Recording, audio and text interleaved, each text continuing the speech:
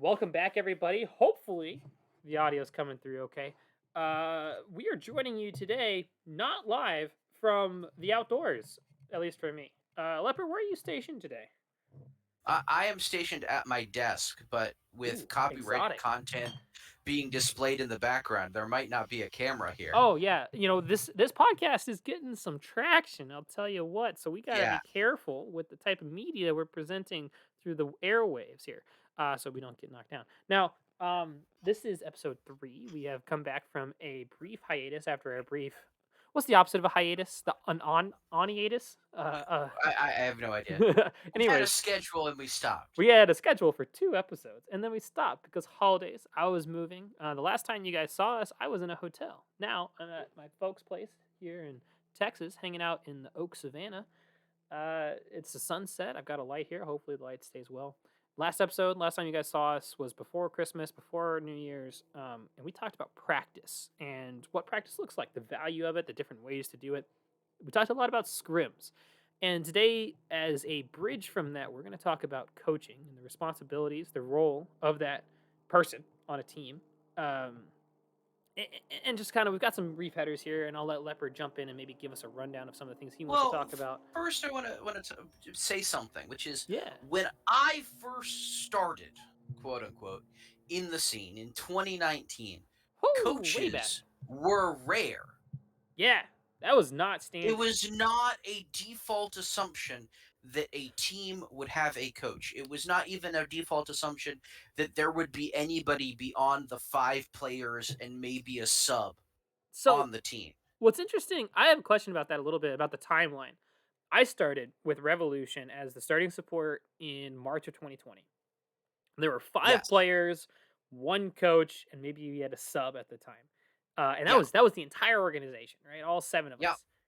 And I that was my first team, and the players on my team, Doc, Danobi, Kurt, Aardvarks, and Lynx, most of those guys had come from MIT. I think the support at the time was Mr. Black, Yeah.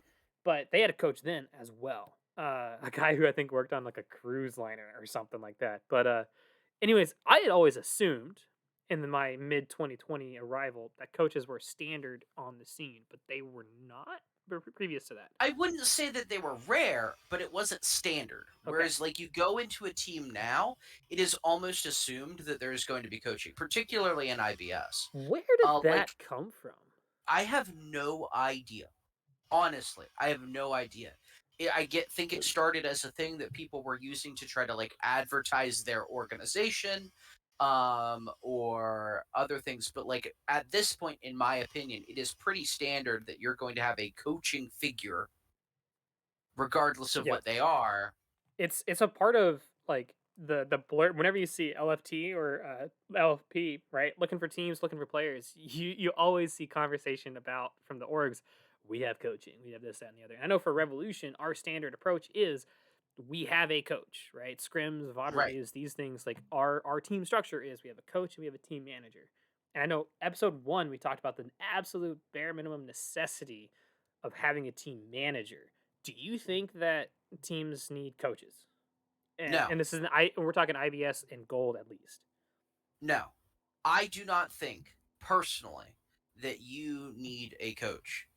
Even into diamond, I don't think you need a coach. Maybe if we're talking about like a full out like amateur team competing like Masters Plus, coaching is necessary, Of right? course. But I do not think that you need a coach. I think that just about every team would benefit from a manager, Mhm. but I don't think that every team would The benefit from a logistics coach. side, organizing. You're right. Yeah. So let's define some terms, Yes. because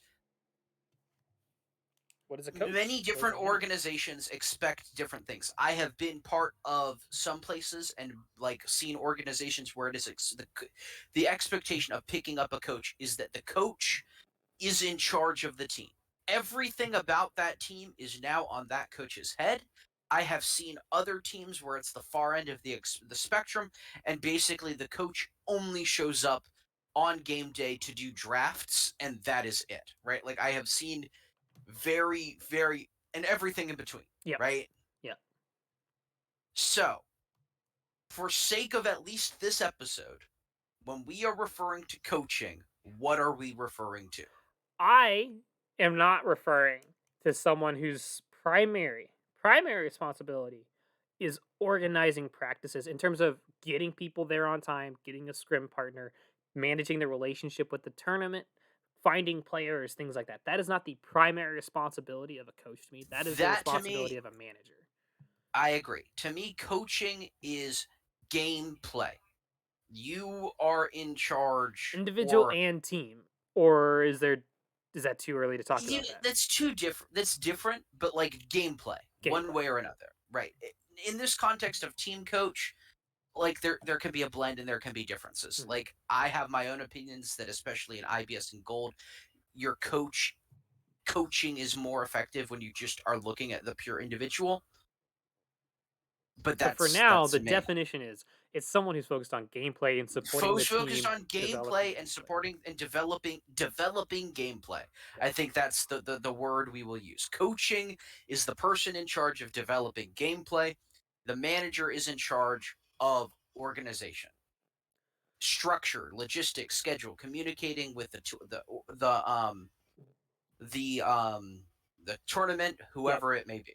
It's like Um, the tournaments often say the team captain, right? In my yep. mind, the team captain is the team manager. I don't know if some tournaments say like they have to be on the roster or anything like that, but Some there's the some point of teams contact. do. Teams don't. It's hmm different, right? Like, um, Is there an issue with having the manager and coach be the same person? no, Okay. I don't think there is an issue with that. I think the issue is when one person expects one particular role and only hmm one role and is asked to do both. Gotcha. There are some people out there I know that like coaching and refer themselves to as coach, right? That they like to be involved from the beginning. They want nothing else. They want help finding players. They will run and tryouts. They're basically what all they want from the organization is. Can you just give me names to go through? One of the things that I kind of skipped in the introduction here because we dove right into it. But on Yeah, this podcast, where the elders roam, we like to talk. Our goal is to talk through our experiences and our thought process and our general philosophy about running amateur esports organizations and all the nuance and elements around that, the peripherals of that as well. And so, one of the things that we want you guys to be able to take away from this conversation about defining these things is that when you are building a team or occupying the role of a coach or a player or any part of this multifaceted puzzle is recognizing the key responsibilities of these roles.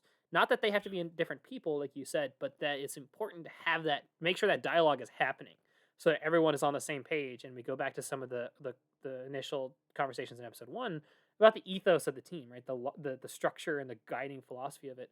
Make sure that you hashed out when you're building a team and when you're involved in it, make sure it has been hashed out, whether it's you or someone, that the right. coach does this, the team manager does this. Whether it's the same person or not doesn't really matter. It's just that these responsibilities are covered, right? And they're It's they're different, and like some of these responsibilities can blend, right? Like who is going to be the one that is going to determine whether or not a player is working out? mhm. Sometimes that's the manager, sometimes that's the coach, sometimes it's both, right? On one of our teams, on one of our teams in Rev right now, the coach has taken historically team managers have been the ones that have gone out and found players and done a lot of the scouting to get new players, especially as the because one of the things that always happens is that when you build a team, you want to build it early enough that you have time for that team to build, but not too early that people start rotating out and you get the chaos of roster swaps even before this team started. But no matter what happens, there is a time about 2 months into the life of a team that someone is going to drop or you're going to have to deal with some sort of scheduling change, whatever. Usually, the team manager tends to help navigate that. But one of our teams, the coach kind of has picked up some of those responsibilities, and that's totally fine. It wasn't necessarily the explicit primary directive of the role, but it's a responsibility that needs to be covered, and that's fine for that team. So it's like it's not a one size fits all thing, but it's important that the role and the responsibilities of that role are understood and clear for your organization, for your team, and that they're being occupied. Just like when we talked about in episode 1 with the manager, the coach has similar it's a similar thing with the coach, just different responsibilities. Um, Exactly. so we've defined kind of sat here and we've defined the two that the coach is separate from manager in responsibilities, not a different person. Yes. Do you ideally for me, I think having a different person do do that role makes it easier for me as like an org owner. But when it comes to who is like the a good coach, right? Like what are you looking for in a coach? Like what defines a coach Well, as like the big before we talk about the good thing, this is the most biggest problem I have had with coaches is that they are super hyped up for tryouts and like the first 3 weeks of the season mhm, or the first 3 4 weeks of like practice, and then like the honeymoon period is over and they just slowly the drop hard in work their own kicks in personal to a interest, degree. right? Yeah. Which is an issue for managers, Mhm. players. It's a Everyone. common issue, right? It manifests in That's different when it flavors, gets but everyone has the same problem. that's when things get hard in running a team, in running a tournament, in running anything, right? Yep.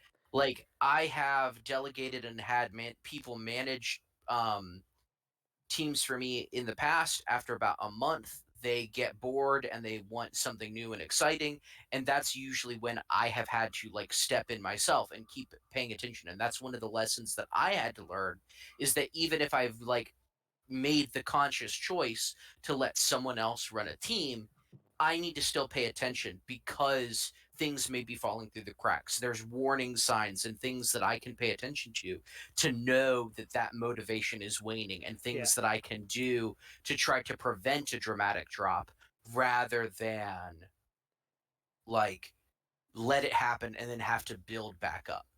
So I want to talk a little bit about so we've defined broadly that well kind of a little bit of what a coach isn't and we can get into more of what a coach isn't, but what we talked about what a coach is as gameplay. What are Yep. some of the is there any more specificity that you have in mind when you talk about the responsibilities of a coach? Like Well, does gameplay break down any further it than that? varies, right? It varies, right? And it depends on the team, it depends on the players, right? Like in some places, right?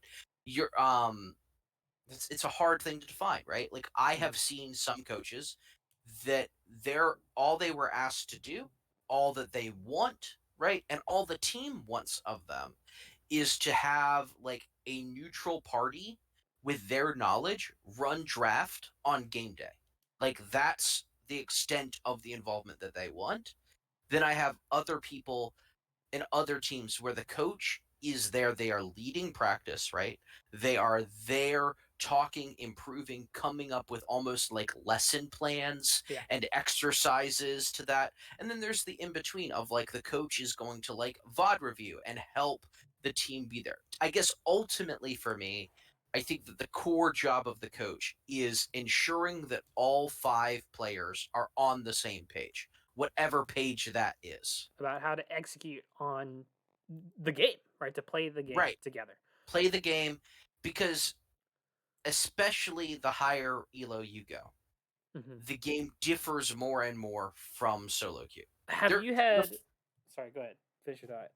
oh, that's like it's the same game, but like the fact that you can work together, the fact that you can do that, especially like if you get into diamond and masters, and you have more control over what happens in the game or your Mhm. lane or working together, there is a lot more that you can do, and the game plays out a lot differently than it does in solo queue. Whereas, like down in silver, honestly, a lot of the time, if you have five good players that are going to all hard win their lane and you have like a basic level understanding of shot calling, you're going to be pretty fine. I you talk about knowledge. You talk about the skill sets of the coach. Um I have seen effective coaches uh of all skill ranks. Maybe not Yes. bronze so much, but silver and above at least. And and that's not nothing to dig at bronze players. I just haven't seen a coach for a team that's a bronze player. Like it's just not something I've seen. But generally speaking, I've seen all sorts of skill levels be successful. I don't personally think that just because someone is platinum, diamond, master, or above qualifies them to be a coach.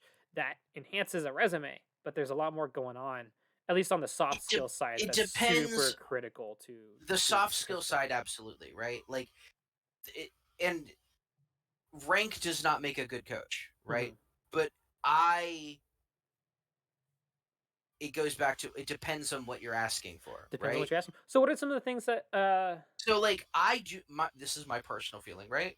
Like I do not think that you are going to have great success if you have a silver player coaching a silver team if you are trying to have that silver player improve your players on an individual skill level. mhm. I feel that that silver player might be able to effectively come up with a game plan based on those five people. They Scout, do might be analytics, prepare do game plans, analytics, drafts, all those help things. everybody be on the same page, improve a little bit of communication, right?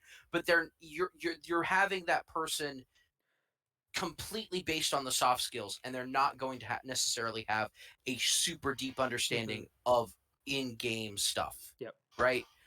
In the same token, I've had the opposite occur, right? Where I have seen high diamond, masters, GM, even some high plat coaches when they go into the silver space, right? Yep.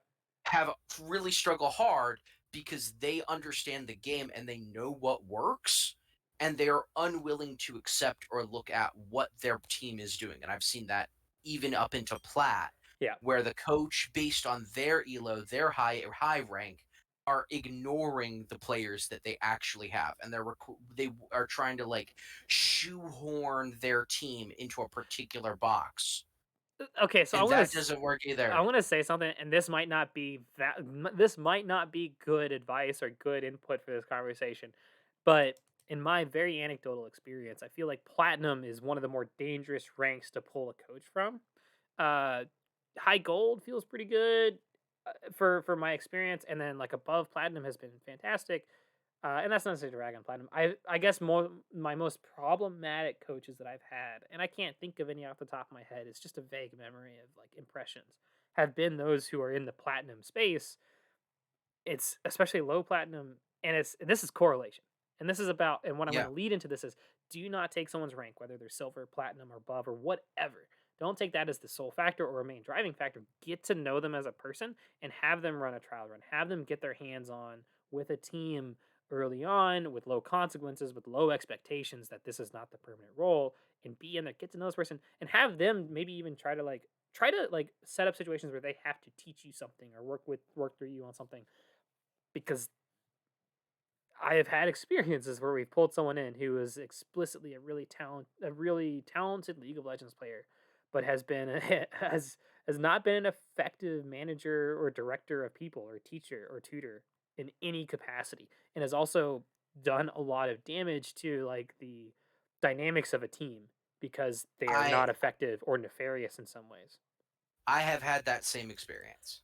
I would also say that I haven't had this happen to my knowledge to me, Hmm. but I have numerous anecdotes of coaches claiming to be a particular rank or a particular But not resume, being that. and it just being absolutely fabricated and bullshit. Wow. Now that I have not come across yet.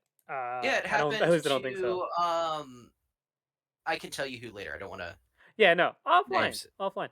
Yeah, One of the challenges with running an org, uh, our bottleneck, truly our bottleneck when building teams is not finding players. It's finding coaches and maintaining coaches. One of the things that I try really hard to do. particularly because it's free. You're asking someone to do a difficult and sometimes frustrating activity for free.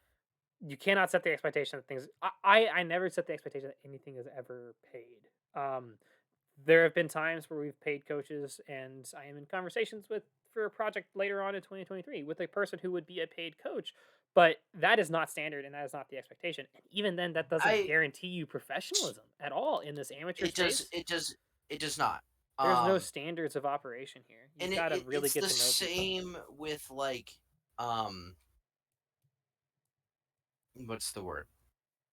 Like tournaments paying production, right? Yeah, It you these are people that are doing a lot of work and they should be compensated for their time, right? Um but it's expensive and it costs a not lot of money everybody to put has in the all that money, time. and especially if we're talking about like silver gold plat leagues, right? Like these are not money making leagues. You know what I mean? You're Oh not going no, to you are make a not in this as career. a. This is This purely a is for at fun best an activity, right? internship, right? Like this is at Right. best an And unpaid I think internship. that in that same way, though, if you are a person that does want to get involved with your high school, local high school, I know at not just one, I think two people who have gone from being involved in the amateur space and then shifted primarily into doing esports with their high school or with their college or these sorts of things. Hmm. We have no new, especially more with colleges, right? That the Oh people yeah. that are involved with the scene get a taste or practice with this and then apply what they learn here to dealing with their college. That is definitely a thing to do. And it's a good way to learn whether or not coaching is for you. Hmm. And Um, it's a great place to practice a lot of skills. So one of the beautiful things about the amateur space is depending on how you interact with it, especially outside of being a player, but as a player too, is the value of learning to communicate with people. I swear this is going to be so after school special, but like it applies to life outside of the I esports bring space. up running teams, and my involvement with like ZGG and so on in every job interview that I have, Yeah. legitimately, because it's leadership experience, it's organizational experience, and so on.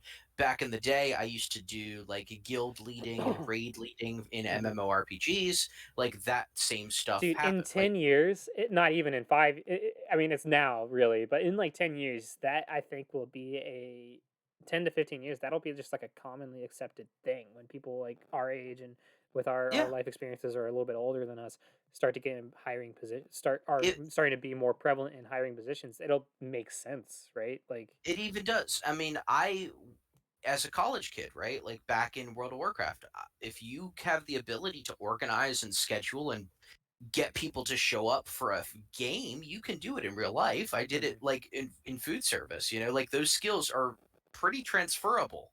Yeah, and that's the part Uh, about being a coach and the soft skill stuff that you have to really look for, and that's the hardest part to find. I it's these skills that are hard to find anywhere in any profession in any circumstance. The only reason I have the career that I do is because I talk okay. Like I same. have somehow I roll well on my charisma checks to be cringy about it, right? Like I talk effectively sometimes.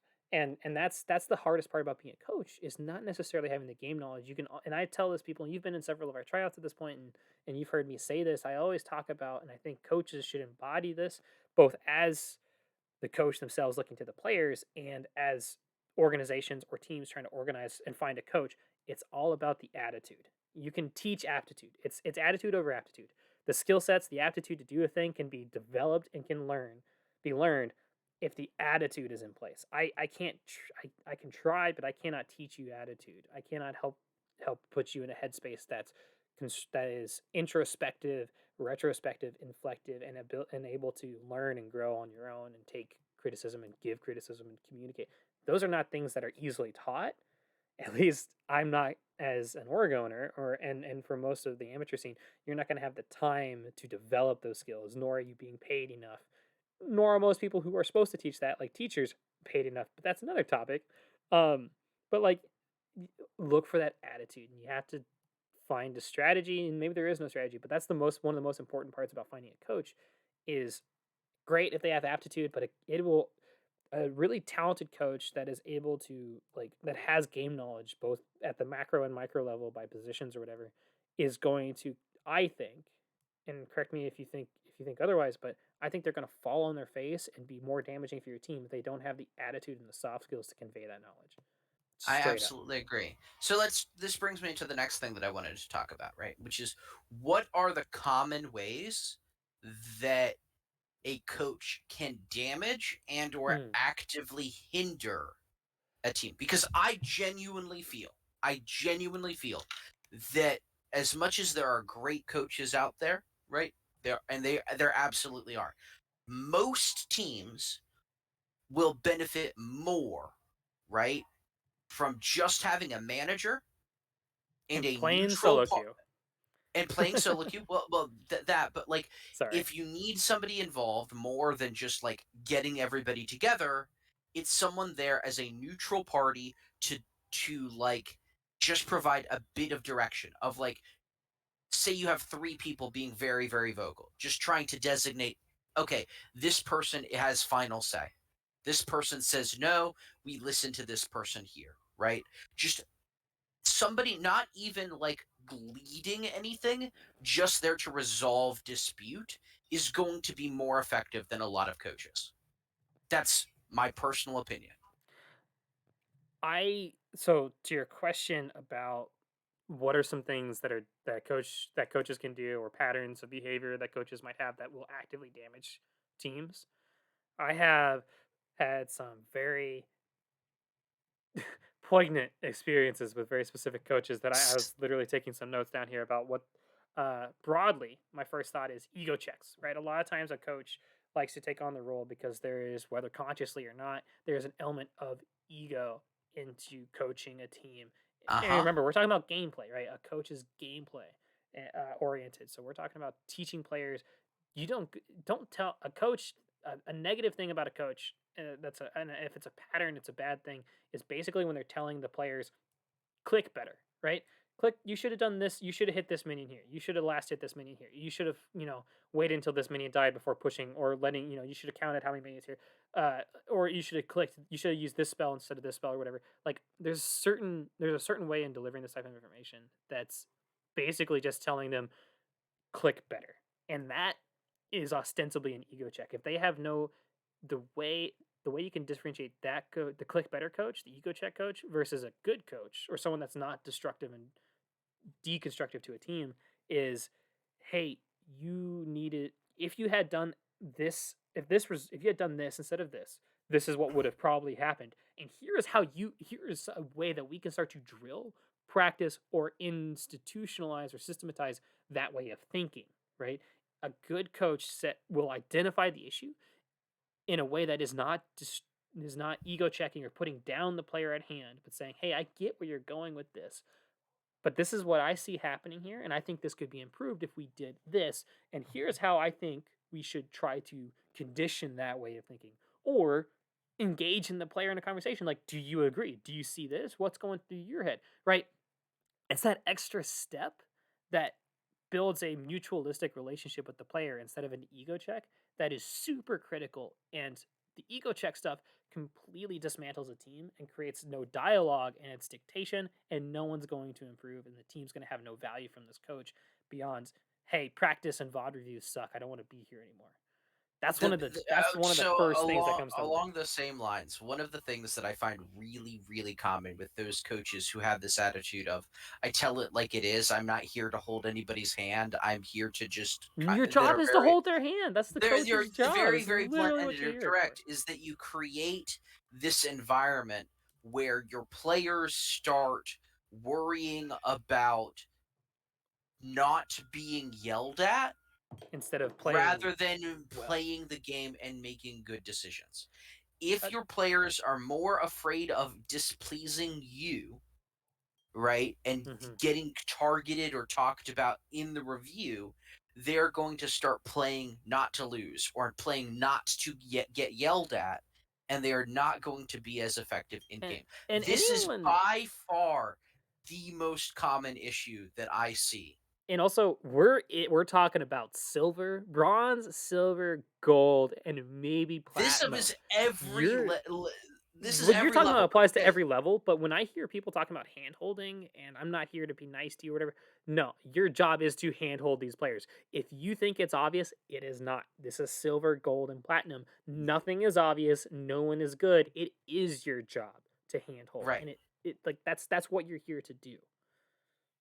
The second thing that I see, and this is almost as common as the first, is the coach has a preconceived notion about what is good, about what is effective, and that flies in the face of the players that they have.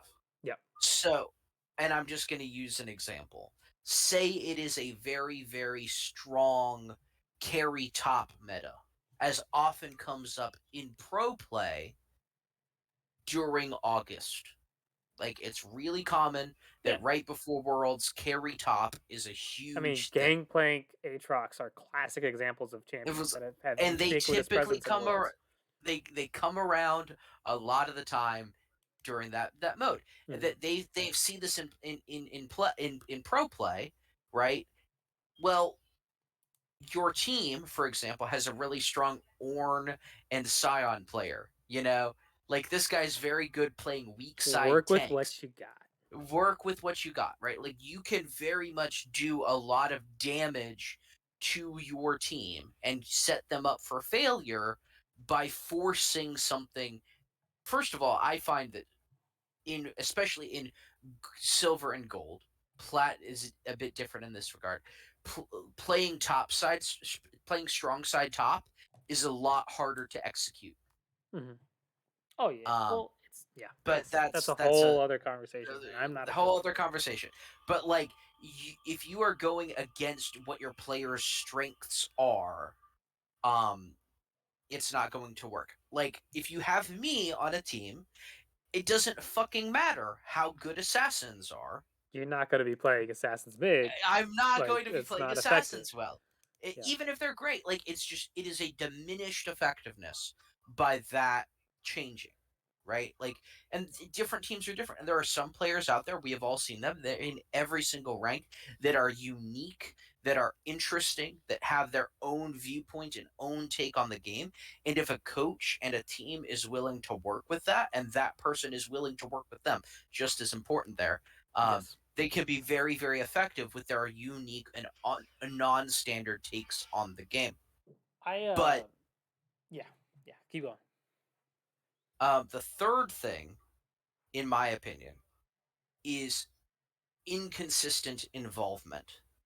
I have inactivity here. Yeah, on one of mine. Where if you are going to be coaching a team or have a coach on a team, uh, either you are in for all of it or you're out for all of it.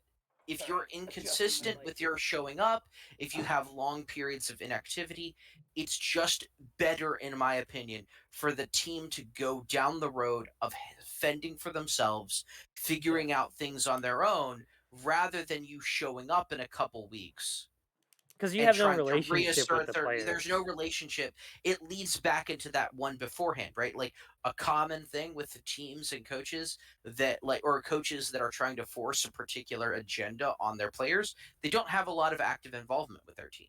They're often Well, with inactive. my They're first point often too, flaky. you have to have a mutual relationship. You have to have a mutualistic relationship built up with these players. A coach is a member on the team as much as they are not necessarily a member on the team, but they have as much of a commitment to the team as a player does. It's just the activities you're doing are different, and your responsibility and to the type of authority you have on the team is different. But you have to build you have to build a relationship, a personal relationship with this team. And not being present, being irregularly present, is going to hurt a team more than just not having a coach at all. Yes. Especially because this is not pro. This is not paid. And This is low ultimately silver, or this is low silver and gold stuff, right?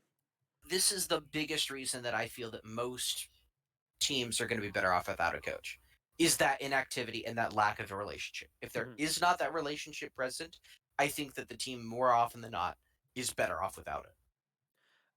One of the things I want to my finisher here is the a, a toxic coach. Now, toxic is thrown around a lot, and I want to use this as a way to say basically the type of person who does not communicate clearly and transparently and consistently with the whole team. One of the worst experiences I had was on a team was a platinum team where a coach and a player would communicate, have these basically DM backroom conversations away, making decisions about the team, for the team, away from the team. A coach is responsible to communicate clearly everything and all their thoughts about what's going on with their team, their philosophy, their decision making with everyone equally. That doesn't mean don't have one-on-one conversations and don't, a player needs to go to a coach and complain about stuff and have that dialogue. But a coach, anytime a coach is making a decision, it has repercussions for the whole team, and a coach shouldn't be basically gossiping and having all sorts of like weird petty bullshit under the hood, right? Like a coach should be there to talk to the whole team, talk to players one on one, help navigate stuff as much as possible, depending on what the relationship, what the role is described as for the team, right? We talked about that earlier. What a coach does specifically varies from team to team. But one of the most destructive things a coach can do is not be directly transparent with all the decisions that they're making with everyone on the team. And it just I it falls apart. I absolutely agree with this. Um, where was I going with this? it's it's just uh, and I found it more it coincides a lot with the ego check type stuff where basically it's someone who has a big ego and wants to flex that ego for whatever reason and in whatever ways it negatively impacts everybody. So keep that shit out of there. Have someone who just wants to help people do well, right? Wants to help people succeed. I know we'll touch on this many other times with other topics, right? If you are coaching and you are not enjoying it, if you are dreading showing up, Hmm. right? Just Just don't. break away. And And I'm and not saying ghost people, right? But no, have tell that them. discussion, right? Like, this wasn't what I thought I was getting into. I'm not getting along with these players. I just think it's better for me to not to do this, right? It's free. Yeah. Like, and some teams, and I've seen that they want like a 40-hour week of commitment from their coach, or like a 12, 10, 20, right? Like, it's a lot of time, right? Yes. Depending on things. We'll get to other time too, right? Like, if you are not enjoying this activity, don't do it. Um, that Now, translates to a couple future topics, but there's an element of the or another role we should talk about along with talking about players at some point is the owner of an org or the admins of an org and that setting players and coaches and staff up for a way out, right? yep, because It's everything comes the from there. mhm. Like, you run Revolution. Everything at the end of the day comes from you. Yep. Yep, and we could talk Um, about that more when we talk yeah, about org owners. yeah, One of the key things to talk about for everyone getting involved in this scene, and just in projects in general in life, the happy path when the coach gets along with the players, has good soft skills, has good knowledge, that's easy. That solves itself. Anything that you're trying to figure out there, when you find those pieces, you can generally like let that progress and it'll figure itself out. When it comes to preparing and being equipped for something, it's the unhappy path that you need to figure out. It's the not unhappy a, path that you need to be able to ready and to if you navigate. and having the happy path is not as simple as just getting people together and hoping it all works out, right? No. There are things and checks and observations and ways that you, as the managerial person, can make this a lot easier and have replicable results with this kind of thing, whether it from the people that you pick up on both sides of the equation, to the way that you introduce them, to the way that you want people to talk to each other. There's a lot of things that you, as a person completely outside of the team but involved in the organization, can do to make that better. We will talk about that another day. Yeah. So I want to try. I want to start putting a little cap here on this Okay. coaching topic. One of the things we meant to talk about, and I think we have mostly talked about it, but I want to see if there's any straggling thoughts left. Is effective and versus ineffective coaches. What makes a coach effective and ineffective? We've talked a lot about what makes one ineffective and effective, right? Attitude, aptitude, So I was building gonna relationships. ask this same thing in a different way, right? Which is, Mhm. we've talked a lot about what harm a coach can do, right? What is the good a coach can do? In my mind, the good, it's almost boundless the good that a coach can do. But if I was to really draw it in, it's to it's almost and you know me, and I think everyone people who are watching and maybe getting a feel for how I see the world and how I communicate, I get kind of soft and squishy about stuff. So I'll I- I'll let you talk maybe specifics, but for me, when it comes to the broad strokes of a team, a coach is like inspirational to players, and I think about this for our silver teams um, at Revolution we prioritize our silver teams and we prioritize building teams of truly silver players and bronze players because we have seen them grow and promote up into our own goal teams and outside of our goal teams and into plat stuff, into plat teams and such. It's the opportunity to grow and have and find a coach allows a team to find a way to truly have fun with constructive competitive games more than just what another f- it, ba- a coach can help elevate a competitive environment from just Clash 2.0 to truly sport, right? And it's Yes. through the soft skills and building their relationships with the players, helping them get those moments where it clicks, where the mindset shift happens and they can see it happen and they can see themselves starting to win more solo queue games. They can see themselves having their carry moments in the team space. They can start to see those things happen and they can have the joy that comes from sport itself. And I think a coach is integral to that elevating to elevating teams to that level. I don't think they're necessary for teams to achieve that, but I think it is one of the best things that a coach can provide is that elevation from Clash 2 to sport.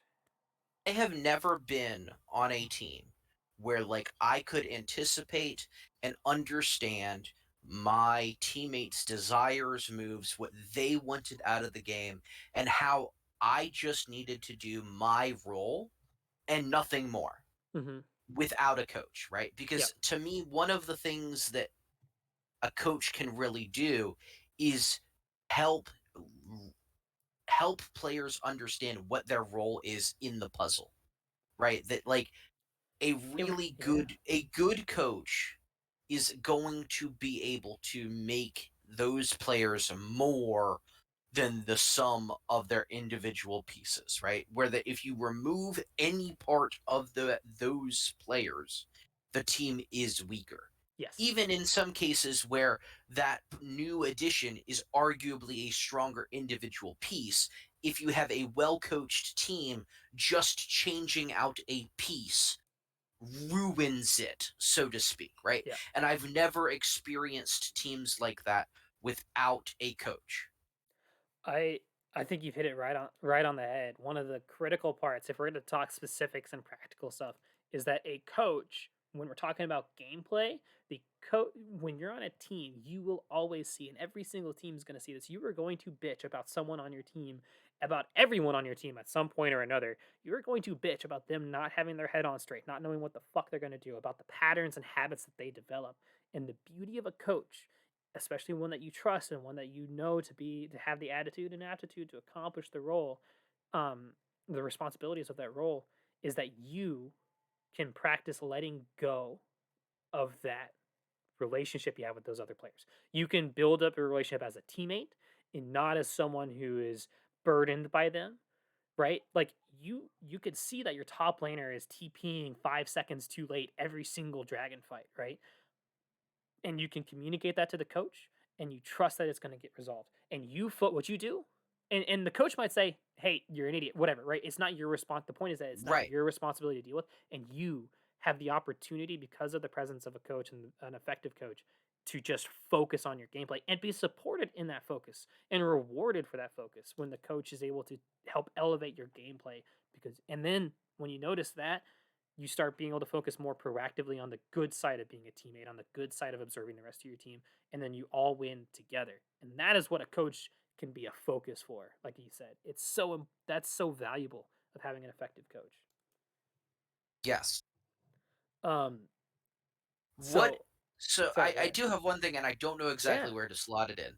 Um to me, from a pure player end, there is one thing that I have seen that is the highest indicator of like whether or not this coach is going to be good for this team or not. And I don't know where to slot this in, so I'm just going to say it, which is the best coaches I have ever had are the ones that are looking at games and looking and doing like their reviewing the team's games away from the team. Like we come into a session And where they we're are going to VOD prepared. review and the coach is already prepared, Yep. has things they want to talk about because they have watched that game outside That's of part that of the environment. mutualistic relationship between the players and the coach, and that's the coach taking their job just as seriously as the players. It's part of yeah, no. I don't know if there's a discussion really to have beyond I don't know, that but is a like that critical part is of being an effective the coach is you are not just showing up. And the same thing goes for players. And we can talk about the roles and responsibilities of a player on a team I think we like we need have to. I think we need to. because no one, team manager, coach, or player, or org owner, or admin, or anyone in this space, you don't just show up on game day. You have stuff you have to do for this thing to be effective outside of game day.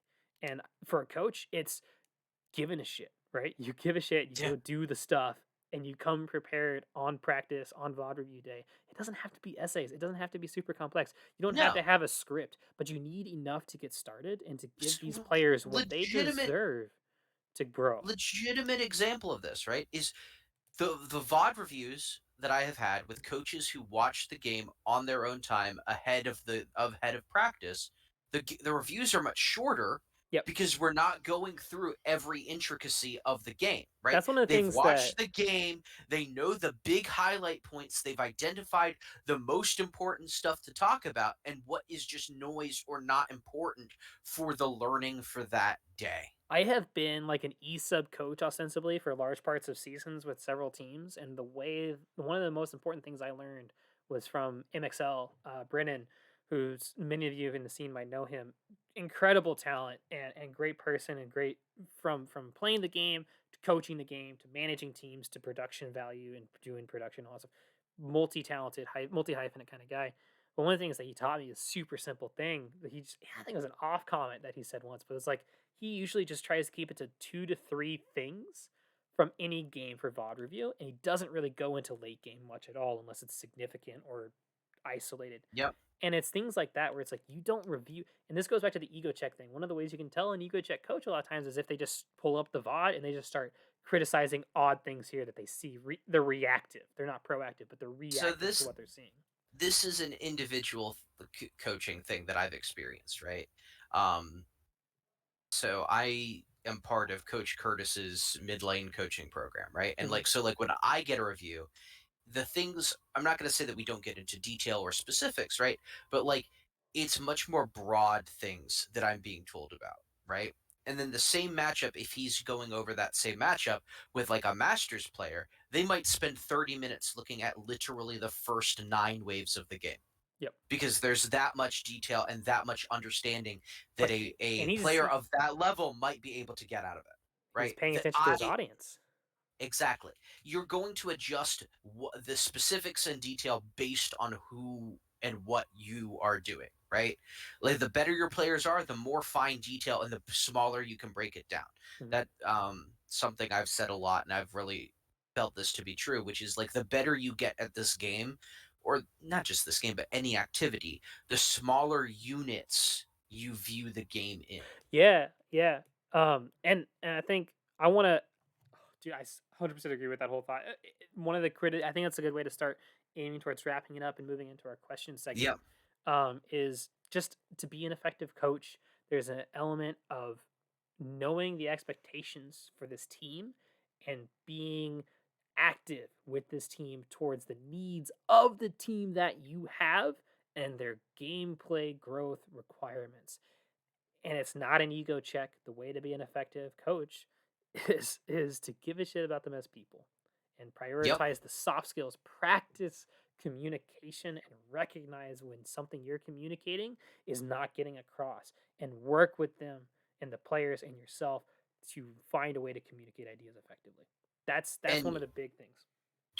we said it earlier, but like especially if you are a younger person, and when I say this in this context, I'm meaning like 25 or lower. Yeah.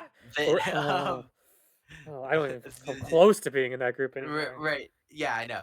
Uh, learning how to talk, learning how to Hmm. lead, learning how to organize, learning how to have a little leadership or responsibility, even in this space where it's fun, are skills and knowledge and understanding that will be useful in every single job that you have and will serve you well. I cannot say that enough, that so many things that set me apart of other people that do the same work that I do that are arguably better at the Oh actual yeah. work than me is that I know how to talk, I know how to teach, I know how to organize, and I know how to adjust myself based on who I'm talking to.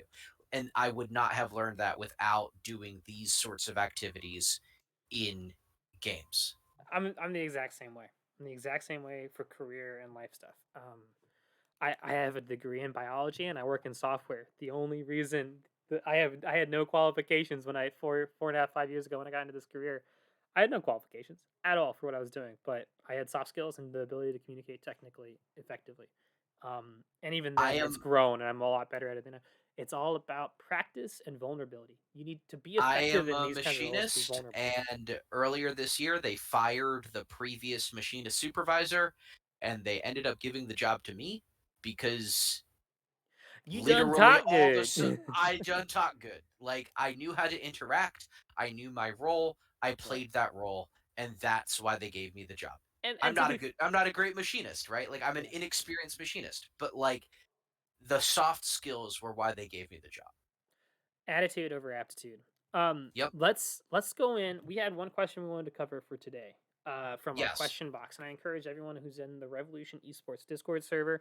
When these episodes go live on Sunday night, I post the question submission form, and I encourage you guys, if you have topics or questions for us that you'd like us to answer, please post them in there. We will not be answering all the questions. Um, that's just the case. We won't answer all the questions, but we'll try Just to get to them. before then, and this is not text, this is mainly me because I'm an asshole. A common question that we've been getting is about like, will you interview me, or will you talk to this person, or will you have guests on? Um, just unlikely. Yeah. Partly from a scheduling end, partly from like our previous experiences doing content specifically related to silver. Um, it's just unlikely. We'll I put it that way. I do very much want you guys to be asking us questions though and giving us topics and Yeah. specifically ask us like specific things about your experiences about what it's like to get involved. And the question today I think is a great question that we can help answer. We're not the best answer, but we can give you guys some answers. Um the question for today is, where do you guys learn about producing and managing the Twitch channels? And I think both of our answers are kind of maybe anticlimactic, but I think they can be helpful. We just kind of fell into it. Yeah. One of It was go for it. want to put this on Twitch. How do I do that? Yeah, Like it's there wasn't a bunch of research done beforehand. There wasn't a ton of like knowledge. There was like I think when I went needed help or had issues, I went to MXL. I yep. went to Thousand Eyes when I worked with the ZGG about things. I went to people more experienced with production that helped me figure out whatever little problem I had, and that was about it.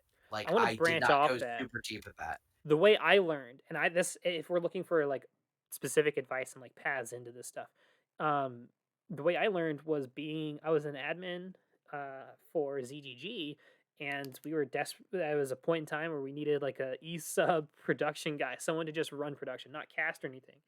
And so for a Sunday night for silver, and I said, all right, I'll do it. I'll give it a shot. How can I help? And so one of the things I would encourage you to do is maybe go open a ticket with the tournament. I won't name any because I don't want them to come yell at me, but go open a ticket and be like, hey, can I? And as part of this is a commitment, obviously, but like maybe say, can I help one night with production? I'd like to learn. Producers are the thing legitimately, right? Producers, 9 times out of 10, are the thing that limits streams and content Yep. for leagues. It's Like, not that there's not enough games. It's not that there's not enough interest. It is the people to run OBS and the broadcast. Like and there's never enough. And so if you're interested, go open a ticket with a tournament. Blue Water League, Runeterra, whoever, I don't know. Go open a ticket with them and ask, and don't ask big, ask something small like, can I help out in some small way on some day? And that's a great way to get in. My DMs are open if you wanted to reach out. I would love to walk people through how I set up my OBS for streaming and casting and maybe build assets and stuff like that. Um, but the two main pieces of advice: lean on the communities around you and seek out opportunities within the tournaments and stuff if you can help out there in some low consequence coached kind of way. And then just kind of give it a shot. If you go to any big streamer, I remember I used to be really big into Co Carnage, who's like a big like I love family Co friendly, Carnage. great guy. His son and I have the same birthday. But he has stuff on his on his YouTube channel talking about like how you grow a Twitch channel, how do you get stuff set up. And there's great resources that way. But the most important thing, there's step 10 of where you get, but the only thing that matters is the step right in front of you, step one, and that's just doing something. Uh, When Download open broadcast software, OBS, and start tooling around with that. That's the most important. Set up a scene, set up sources, set up some audio stuff. Figure out where your audio lines are in your camera if you want to use that. How to video capture a game. Practice recording a game. Just go do that. Pull up League of Legends. Figure out how you capture the audio and visual of a League of Legends game through open broadcast software and record that video to your computer and just see how that works and then go so from there. originally for Silver Scraps, Tex did all the production, and then it started to be that Tex had like real life issues, and we Yeah. wouldn't be there. And I literally, in order to make, that's how I started. Right? Was I want to do the show. I've got these people. How do I make this work? And I started out literally doing an entire display capture, That's a great and thing, yeah. that was it. Like you can do this depending on what you need to do. You can do I it used to very, have a very display capture unsophisticated that I ways. cropped. So I would have everyone turn their cameras on in Discord, right? For Silver Scraps. The first when Yeah. I first started doing this, I'd have everyone turn their cameras on in Discord. I'd have that window up on a monitor, and I would have several display captures going, and I would crop them down to where your camera was. So if I ever moved that window, it'd fuck it all up. Now I Yep. use a thing called Video.Ninja, which is look it up. Amazing. Video.ninja. It's an Um, amazing thing. but that's how you learn, right? It doesn't matter how you do it. It's figure out Especially get your starting chords. out, Yeah, just get especially OBS, starting out, come up with a you're project idea, and start trying to figure out how to do it with OBS and Google your way through it. Every good software engineer is not a software engineer; they are a Google search person. That's what they do. That's how they succeed. Do the same. Get your toolkit, get OBS, come up with a project idea, something simple, record a game of League of Legends, and then try to do it with the toolkit. Google when you come into an issue, Google how to fix it, and then allow that to take you.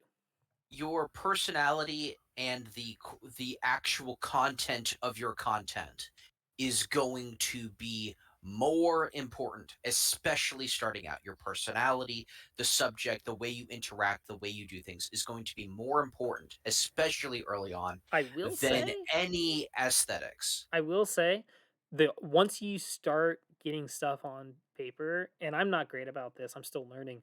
Audio is the most important thing to figure out once you've started, right? Step two is audio. Anytime you're doing anything that has to do with audio and recording audio, make sure you get that focus on getting that right. Your video can be shit. Your like this video I'm recording, it's a background with my video and Leper's avatar thing here, right? Like Yeah, the video elements are not nearly as important as getting audio right because people will tune away from something if it is uncomfortable to listen to, right? People like play getting over it, right? That video game with the guy in the barrel in the pot and the hammer and he tries to yep. climb it. Like the game looks like shit. It's a silly, dumb looking game, but it sounds good and it's got this guy talking, right? You'll watch anything, but you won't listen to everything. So make sure if you're making some stuff, download your toolkit. I recommend open broadcast software for recording and streaming. It's free. Uh, it's free. It's incredible. Don't use OBS Labs or Steam Labs or whatever Streamlabs. Yeah. That's a piece of shit. It's and it's also totally ripping off OBS, and there's a whole bunch of drama there. Just use OBS Raw. Uh, come up with a small project and Google your way through the problems you run into. And then once you start getting your feet under yourself, start looking at how you make your audio sound good and listen back to those recordings. That's my guidance. And I mean, my shit sucks, and I'm still learning and figuring out. But we get there.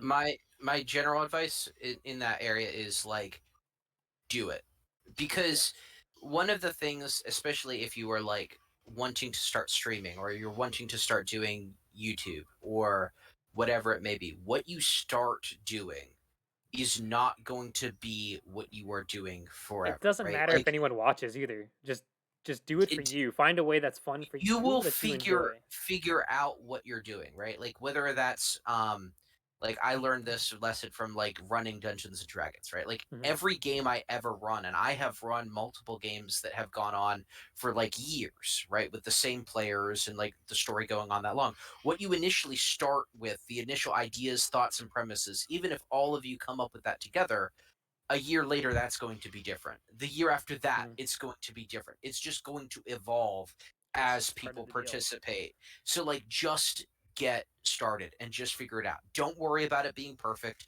Don't worry about needing to get all the equipment. Start out doing it. There's It tools takes that you used. on It takes Twitch, it takes 50 followers. You have to get 50 followers and then some other stats to get a subscribe button. And that's really difficult, but at the same time, it's not a lot. And the most important thing is getting started. Once you get some yep. followers, and that's just an example of like this whole dynamic. But it doesn't matter what step 10 is. It doesn't matter what the ideas are. Just make sure for you, whatever your barrier, identify what your barrier to entry is. And this goes for anything that you're trying to do and figure out how you can lower that barrier to entry. For me, it was download OBS and just like record.